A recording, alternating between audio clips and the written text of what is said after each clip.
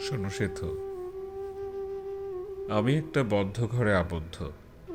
কিছু দেখতে পারি না, নড়াচড়া করতে পারি না, এপাশ ওপাশও করতে পারি না। শ্বাসরুদ্ধকর বড্ড অন্ধকার। খুবই ছোট আয়তনের একটা নিকেতন, মাত্র 3.5 হাত জায়গা। ঠিকমতো ঠিকমতো শুতেও পারছি না। তবে হ্যাঁ, আমি এখন পৃথিবীর কোলাহল মুক্ত। ওখানকার আলো বাতাস আর আমার গায়ে মাখে না।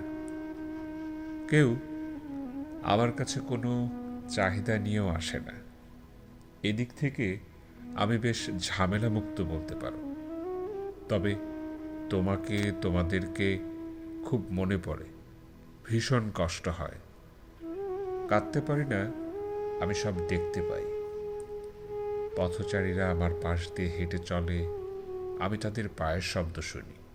ভাবি আমিও একদিন।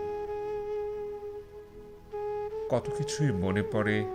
জানি আমার কারণে তুমিও এপাশ ওপাশ করছো। ঠিকমতো খাও না, মুখটা মুখটা কেমন যেন ফ্যাকাশে দেখাচ্ছে। আচ্ছা, আজকাল আর মাথায় সিথি কাটো না কেন? আমি নেই বলে কি তোমার স্বাদ আহ্লাদ সব ধূলিসাৎ হবে? এমনটা কেন? কি অত ভাবো বলো তো? রাত তো অনেক হলো, ঘুমাও না কেন? ঘুম আসছে না বুঝি? প্রায়শই এমন করো কেন? জানালা দিয়ে না তাকিয়ে একটু বাইরে যাও। দেখো, দেখো কত সুন্দর আকাশ। একটু অন্ধকার পড়েছে হয়তো, তাই না? একটা কাজ করো, ছোট একটা শীতল পাটি নিয়ে এসো। উঠানে বিছিয়ে শুয়ে শুয়ে তারাগুলি দেখো। দেখো কি সুন্দর মিটিমিটি করে জ্বলছে। আচ্ছা, তোমার কি মনে পড়ে চৈত্রের রাতে তুমি আর আমাদের বাবুসহ উঠানে পাটি বিছিয়ে ঘুমাতাম কিছুক্ষণ? তুমি আমার মাথায় হাত বুলিয়ে দিতে, আর আমি বাবুকে গল্প শোনাতাম, তারার গল্প।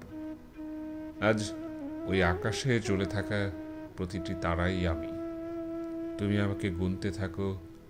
গুনতে গুনতে দেখবে একটা সময় কখন যে ক্লান্ত হয়ে ঘুমিয়ে পড়েছ নিজেও জানবে না। তুমি তুমি তোমার সময় শেষ করে চলে এসো। দেখা হবে আবার। আমি তোমার প্রতীক্ষায়, প্রতীক্ষায়, প্রতীক্ষায়।